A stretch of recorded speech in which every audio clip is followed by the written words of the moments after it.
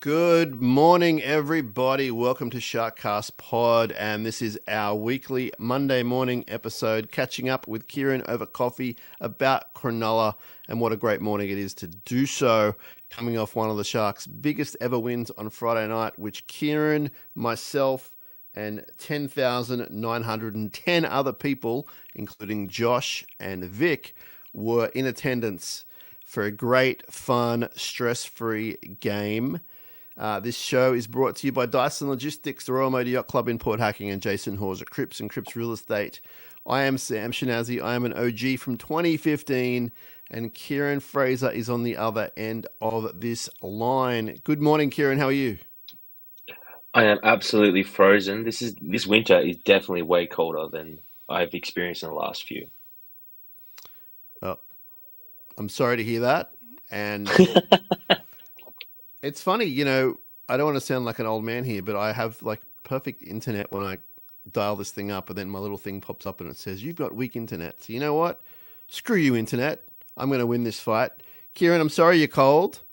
And sad news overnight for TV fans. Shannon Doherty passing away after a long illness and battle with cancer.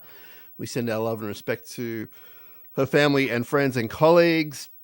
Unfortunately, I'm not going to say it, but there was another incident that happened in America, which we're going to let go all the way. We're here to talk about footy, Kieran, and we had a great night on Friday night. You and I had started off at the brewery, had a couple of Chardonnays, I had a burger.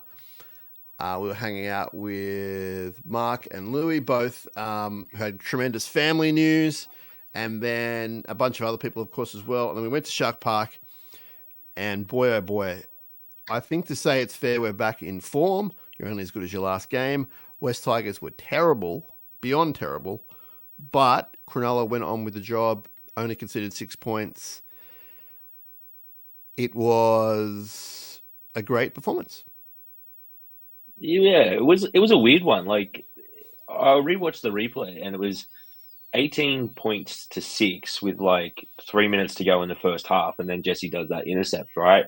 So it never really felt like we completely blew them off the park. Like they just would roll through them and score these tries really easily, and then it was just a kind of bit of a back and forth trading sets for sets, and then there'd be an error and the Sharks would just go 80 meters and score. So yeah, I haven't really seen a game like that. I don't think I've ever seen us put on so many points so easily. But it didn't feel like that. But I think the last little bit of the game kind of made it look a little bit worse for the Tigers because they were terrible. They gave up. It was similar to, I had a similar feeling, and hear me out, to the Penrith game the other month where we walked away. It was 42-0, not great. But then you hear was it the biggest or second biggest loss Yeah, at Shark Park? And this was one of our, I think, third or fourth biggest victories in history. And it didn't feel like that. It felt really good and it felt fun. yeah. But it didn't feel like that because, as you say, it was more kind of just consistent rather than like, a try a minute or whatever. And just looking at some of the stats, we completed 35 of 44. We ran for about 900 more meters, which is a lot. Wow. 13 line breaks to 2. They won the offload battle 14 to 6. We missed only 21 tackles, which is awesome. And generally speaking, obviously, when you win by that much, you're the dominant team. Great start, which is what we all were praying for. It came true. Couple of errors, pushing passes, but they were the more less obvious errors than in the past few weeks. In the past few weeks, it had been like dummy half, spill the ball, penalty. These were like pushing the pass to sort of attack when they didn't need to, and they learnt from that. There was a couple, but it was fine because it was a great start, and that got them on their way. I think we need these good starts, man. Yeah, and it just seemed like straight out of the blocks that they were willing to run harder than the Tigers and Yeah. defend and communicate. There was a lot of talk out there on the field too, and I think it was good to see them play really direct and powerful as well, because that's kind of been the issue we've been complaining about during this sort of form slump, is that they haven't really looked fresh, and they looked a little bit tired and sluggish. So to come out with that sort of energy and just really own the game from the start, it was good to see, because those starts have been absolutely killing us. So very direct play, even though some of the tries were really attractive and from the side. But forwards went forward. The backs did an amazing job getting the sets going. They all went for over 100 meters. Jesse Ramian had 230. Ronaldo 170. They obviously had some long range runs in there as well, but all five guys at the back were outstanding. And the halves were dynamic. And I thought Atkinson, even though Trindle sort of has the more glossy stats and he was unbelievable, Dan Atkinson has that direct running game. And whether he runs, whether he engages the line, he's always going forward. He's not a side to side guy. And that got the whole team going. And I thought both guys were just brilliant. I thought the kicking game was the best kicking game I've seen from the Sharks in a really long time, because this slump, the kicking's just been really terrible. And there was a play from Atkinson that really kind of summed up everything I loved about him. He jumped into dummy half and he took a scoot and he made like 20, 25 meters, but it was just running straight through the middle, getting that set going, and got a quick play the ball. I think that kind of sums him up. Like, he's Craig, when he talks about him, just says he's a footy player, and that term gets thrown around a bit because it's like, what does it mean? They're all footy players, but he kind of is like, if you look that up in that term and what it actually means, he's that guy. Like, all the positions he's covering for us, and he puts in every week. He goes really hard, and the value for money that we're getting from him is out of this world because he would not be breaking the bank. No, and I'm already thinking ahead and thinking clubs are going to want this guy because he is going to play the next 8-9 weeks at least in first grade, probably in the halves, you would think. And we've got him for a couple of years, which is great.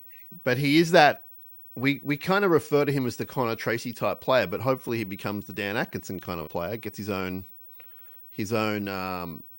pathway and his own namesake. But he brings a little bit more than what Connor did because this guy's a legitimate half. More than he's not really a winger, obviously, as we saw.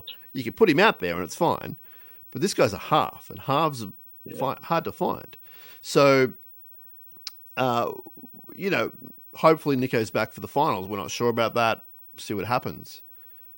Obviously, Nico's number one. At this point, Trindle's number two. To have a guy like Atkinson as your number three is unbelievable, and you can keep him happy because he's going to fill in different roles throughout the year. You would think more often than not he'll be in the 17, maybe be 18th sometimes. But if you keep him happy on a decent contract, he could be a long-term Shark. Yeah, and I think the other spot that he plays really well is fullback. And if Nico was not injured at the moment, given the Kennedy situation, which I'm sure we'll talk about, he could be dropped in there at a flash. He's played in the back row for us. I think he could even sub in at hooker as well. So having a guy like that is tremendous. And, Connor was a jack of all trades. I don't know if he was really a master of one. He's starting to look like that maybe at fullback with the doggies. Yeah. But the kind of logjam that we had at the time, he was never going to get that opportunity with us. Whereas I think Atkinson can really put pressure on Trindle for who will be the other half with Nico. And it's something that we haven't seen, I don't think. We've seen a lot of Atkinson and Nico.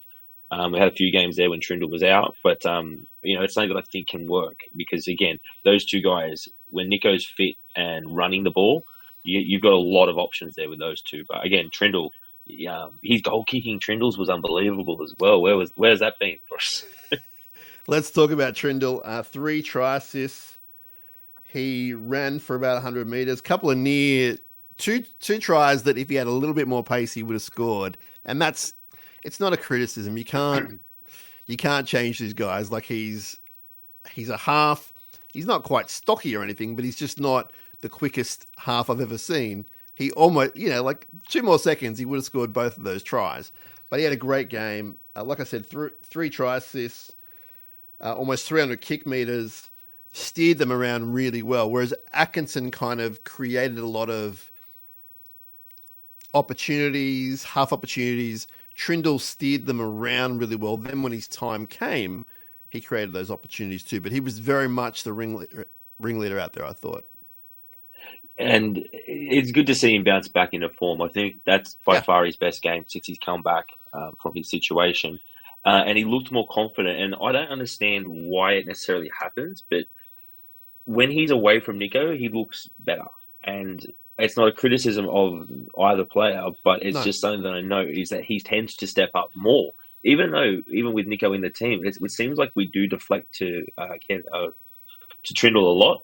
And Trindle does a lot of kicking over Nico, right? So it's not as if he goes into his shell, but it just seems to be executing better when he's not next to Nico. So that's a bit of a strange one that I can't quite put my hands on. But I think the other thing too is Ronnie's super fast. Like I think it was Joey Johns I saw talking about it, and he was on the sidelines just sort of saying like it would just be a punish to try and keep up with Ronaldo. And then he was making a joke about how far back the touchy was. And then I looked at it, the touchy was like 40 meters back. So I think Ronnie's actually underrated. Yeah, when you look at I think it's the last Ronaldo try. Yeah. The one that he started, then Trindle, like he had to wait for Trindle to catch up that first time. That's how quick he was. That was down our side of the field. Let's talk about Ronaldo. A really great game. I don't know if it's career best, but it was a very good game. Obviously, he got the hat trick, but he also just set up a few tries and he ran the ball so well. There were a couple of other near try opportunities, defended decently, and obviously brought that spark. He had the attitude with him on that night. He was giving it to some of the Tigers fans, and I watched the game back as well a few times, and he did the pre-game huddle in the shed. So 2 minutes from bell time, he's the one leading the team, and it still surprises me to see that.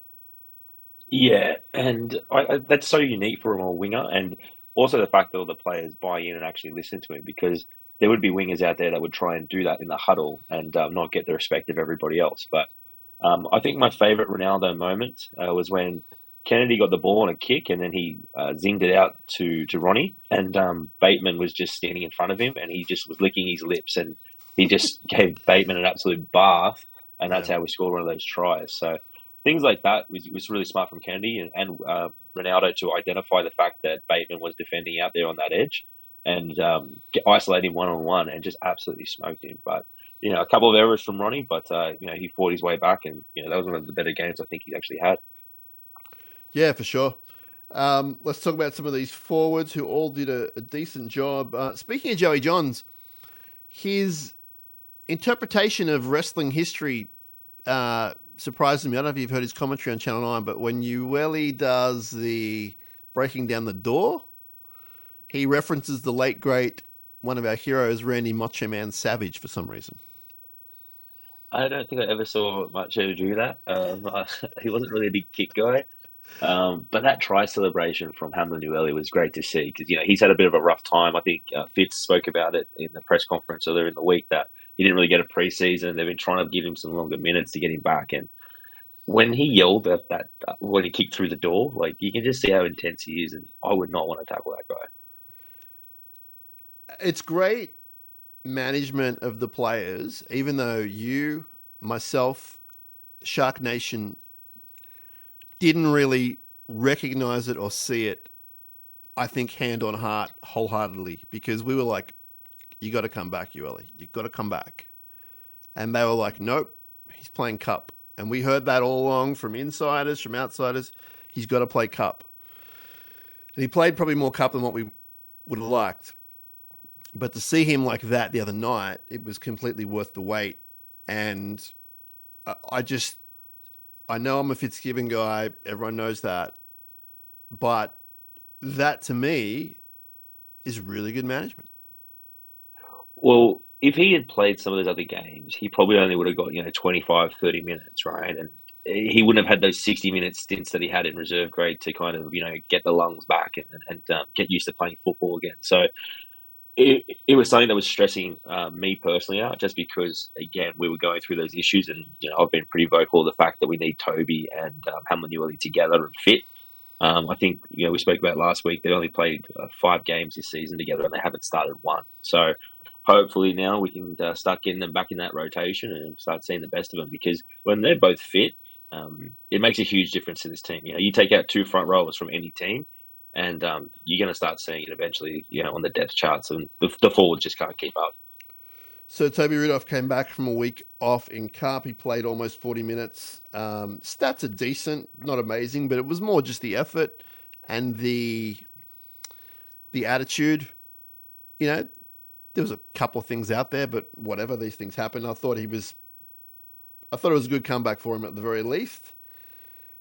We saw Royce Hunt start the game in pretty dominant fashion. Pretty happy with that. I need to see more of it to be convinced he's a starter, but he was terrific.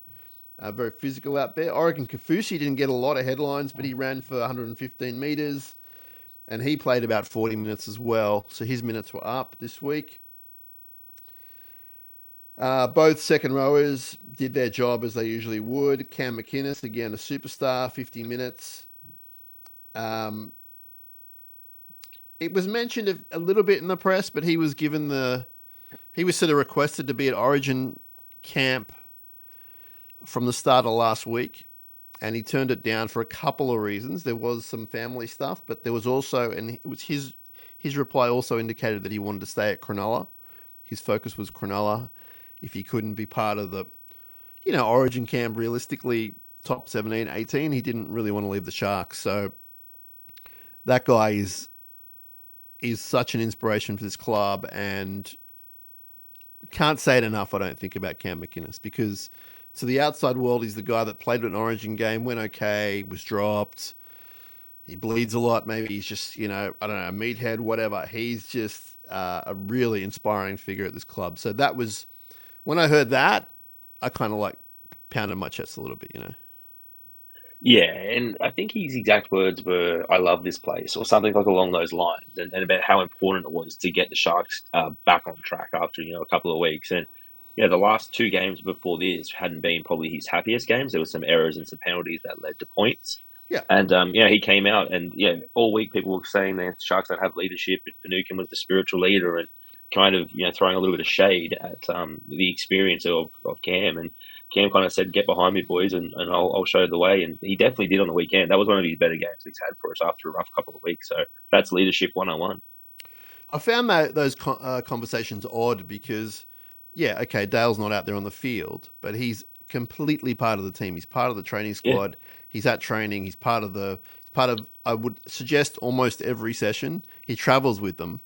So yeah. He's always in the locker room.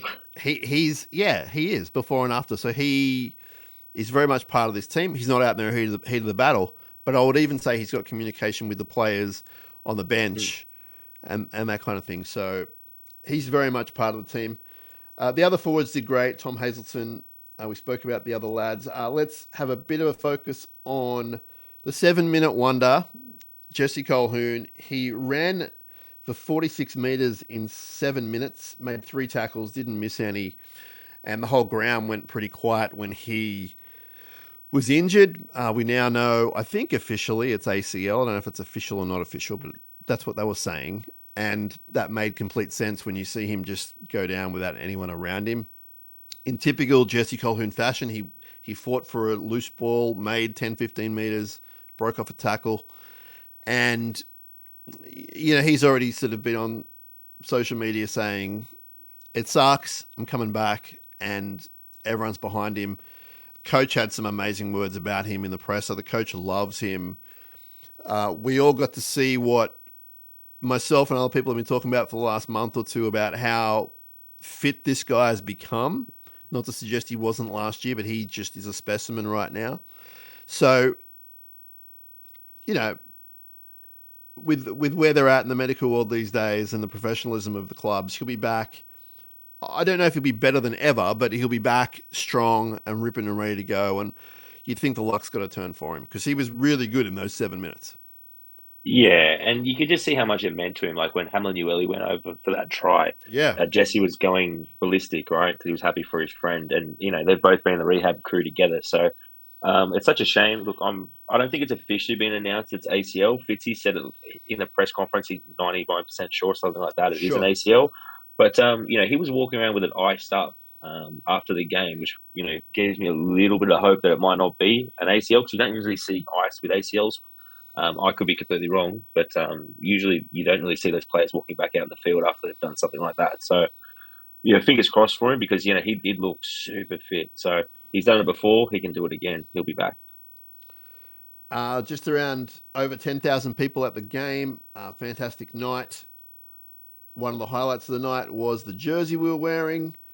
Even myself, a noted jersey wearer, was in awe at how they looked as soon as they ran out. And there are whispers around, and we broke it in the post-game review show, that people within the club want to see them in those jerseys again soon. So can't confirm it's going to happen, but obviously good vibes in that jersey.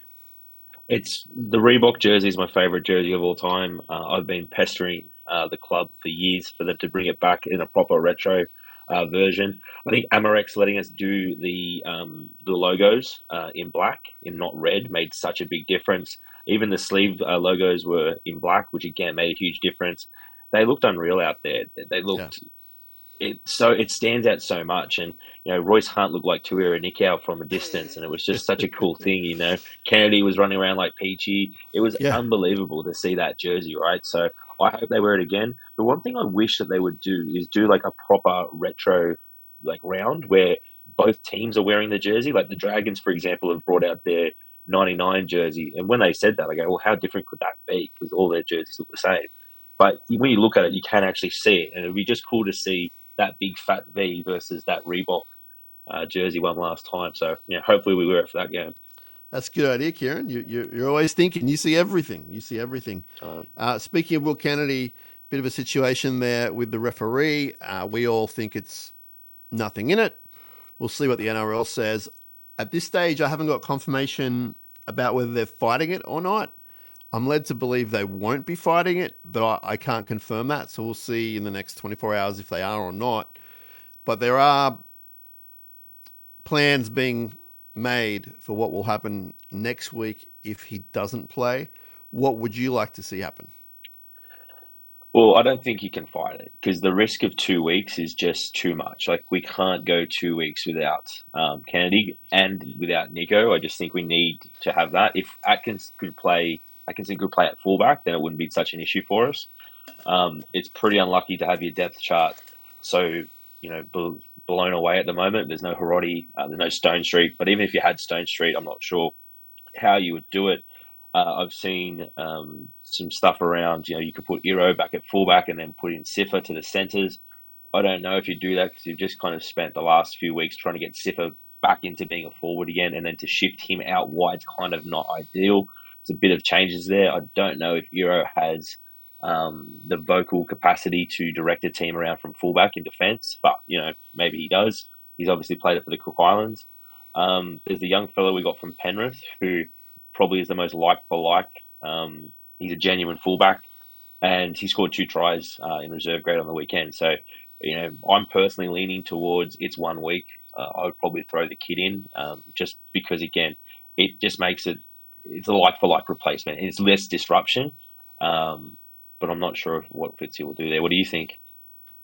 Oh, we've seen other ideas like Ronaldo to fullback, which I'm not at all wanting to see. The Iro thing would be, for me, if you want to keep it just legit first graders with experience, you'd go Iro at fullback because he's played there at a World Cup level, and you go Siffer at centre. That's what you would do. I'm not opposed to that. I'm with you. I'm bringing in Liam Easton. He's been in great form. He's been training with the team. Is he ready for NRL? They probably haven't got him penciled in to go right now, but he's also not worlds away either. And the one thing about the Cowboys is we know they've got a great kicking game from numerous players in that team. So whoever's going to be there is going to get peppered. And I'd probably prefer a genuine fullback who plays week to week there than someone else. So for me, it's him coming in. We'll see what happens there. I know that the coaching staff are out watching the Jets pretty closely, and as I said, he's been part of this. He's been obviously part of the squad, but he's been part of the training system all year. But as of recent, when I've been down there a lot, he's been heavily involved. So it would not surprise me to see him get the jersey. We've seen Fitzy throw guys like Cade Dykes and Iro and a couple other guys their debut jerseys. So we'll see what happens. I don't know if it's completely a done deal as we speak on a Monday morning, but I think that At the moment, maybe the kid's just in front, but I don't think you can confirm that until they confirm it. But interesting times. I just wanted to give you an update, Kieran, on where the Sharks are standing stats-wise as we go into our last bye. Points scored, we're ranked 3rd. Tries scored, ranked 4th. Run meters, we're 5th. Line breaks, we're 4th. Tackle busts, we're 3rd. Defensively, 4th best for points conceded and tries conceded, so 4th fewest. Meters conceded, 6th fewest. Line breaks conceded equal 1st fewest with Canterbury. Missed tackles, 5th fewest. Offloads were 3rd worst, so we can improve on that. Completion rate, we have the 4th best. Errors, we're 6th fewest. Penalties, we are being awarded the 3rd fewest. And we're ranked. That seems right. We're ranked 13th for conceding, so we are the 5th worst at conceding penalties. Ruck infringements is pretty indifferent, and we force the fewest dropouts. You like that one? But that's pretty positive right now. I know that's based on a 52-point win, so I get that. But I'm just telling you how we stand right now. We are, particularly defensively, we're looking okay. To be the team that wins the comp, you've got to be somewhere around there, and that's where we are. The ladder this year is so ridiculous. Like, we're coming 4th at the moment. Then at 5th, you've got Canterbury. You've got the Dolphins, Manly, North Queensland, the Dragons at 9th, right? Like, that is something I don't think a lot of people would have called. You've got teams like South at 15th, Para at 16th, Brisbane at 13th, the Warriors at 12th. You know, the Raiders aren't in the 8, but these are consistent top 8 teams that aren't there this year. So, you know, there's definitely a big 3, I would say, with Melbourne, Penrith, and the Roosters. They're kind of the big guns. We've beaten 2 of those 3 this year, and we did it in, you know, back-to-back weeks or almost, if it wasn't back-to-back. So it was in that block, right? So it's still a wide-open competition despite the hiccups and the things that we've seen from the Sharks over the last few weeks, but there's a chance to go on a nice run here because, again, our next 5 doesn't look too bad if we can keep everyone on the field. Yeah, I mean, keeping those halves on the field is going to be extremely important. I think that if we can finish top 4, and at the moment we're in a good spot to do it, I think the finals for us is going to be we got to be the best team on the day. So we may be hugely underrated because I don't know if Nico's going to be back or not. They're saying he will. I don't know. We'll see on that one. And that's not me like keeping a secret and telling you guys everything. That's my belief, is that I don't know if he'll be ready for finals. And even if he is, he's going to be pretty underdone. So it's a lot to ask a guy to come in. I'm not saying don't bring him in, but I'm saying it's a lot to ask. So either way, we're not going to be at our full strength team, in my opinion, in week 1 of the finals. However, at this stage, if we turn up in Melbourne, turn up in Penrith, hopefully not, but turn up at Sydney Football Stadium, you just got to be the best on that day. You got to take every opportunity. You got to defend like your life depends on it, and then you win those games. And if you can somehow jag that week 1, it's go time. If you can't, you got the week 2, get it together, win at all costs. So for me, I think we've gone from being a premiership favourite a month ago, in our eyes, a team that can go all the way, to right now, a team that's going to be in the mix. We're a little bit underdone, and it's going to take a little bit of an extra effort to kind of get there. But I don't think anything's impossible at this stage. You just have to put yourself in the right position, and at the moment they are. Once they get to the finals, if they are in the top 4, they have to win week 1 because all the noise and that narrative is going to come out. Sure. And if they lose that first week, the second week's going to be almost like that South week after we played the Cowboys, right, where it was just grim and just nobody had any hope. All I'm suggesting to you is at the moment we're going down to Melbourne to play, right? And that doesn't scare us. Yeah. But playing in a final in Melbourne is a little bit different to a regular game. Oh, yeah. And your back's up against the wall. Nico, no Nico, whatever. Like Penrith, even harder.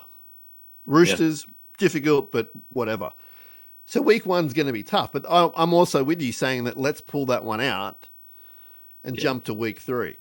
So we're getting ahead of ourselves, I know. I'm just saying for all of our listeners and viewers, at the moment where we're standing, if the team can compete like they did last week, albeit against a very bad team, we're going to be amongst the top teams and we can have some fun in the finals.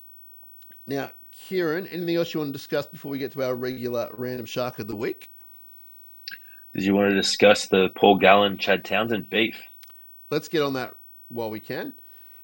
Do you want to give the background to that? So Gal came out and made some comments around the Roosters signing Chad Townsend, as a 34-year-old half, given they've got Sam Walker and Sandon Smith, is it, that they've got in the system that they've got high hopes for. Obviously, the Roosters have kind of thought, well, we need some experience and some backup here, for injuries and also to help mentor these players to get them to the next level. Chad's obviously marketed himself as an additional coach out in the field. I saw his manager calling him. But then, Gal kind of said it, that he wasn't sure why the Roosters did it. And then he, for no reason, just kind of threw in there, I don't like the bloke, which was very surprising considering obviously they played together for so long. They won a competition together. And then I think he got a quizzed on 100% footy and he elaborated a little bit more on it. And then Buzz came out over the weekend and sort of said, Chad wrote down a list from, his first season at the Cowboys of everybody who didn't rate the Cowboys. And then after a game, Gal tried to shake his hand after like a post-match interview and Chad refused to shake his hand. Pretty ridiculous. Fun stuff for the Sharkies. That's going to make the reunion pretty cool. I like the storyline around this, and I like that, a lot of our Cronulla fans are divided on Chad Townsend, and that's fine. I don't, it's none of my business. I think that people have forgotten the contribution he made in the premiership season. I think it's easy enough for people to go, he was a passenger, he went along for the ride, he catched and passed, whatever. I brought up some stats for you, Kieran. And they're just stats. They're not things out on the field. They're stats, all right? I would suggest to you line break assists are pretty handy in teams scoring points. Disagree anytime you like. Ben Barber, 20, most for the Sharks. James Maloney, 12, third for the Sharks. Guess who was second for line break assists in 2016? Chad Townsend, 18. I would suggest to you try assists are even more important than line break assists. A try assist is the person assisting the try. Ben Barber, 21, most for the Sharks. The man was a magician that year. It was unreal. Michael Ennis, 14, third for the Sharks. Your mate James Maloney, love and adore him. Couldn't win it without him. 10 try assists. Guess who had 15 that year? Chad Townsend. Okay, cool. What else have I got for you?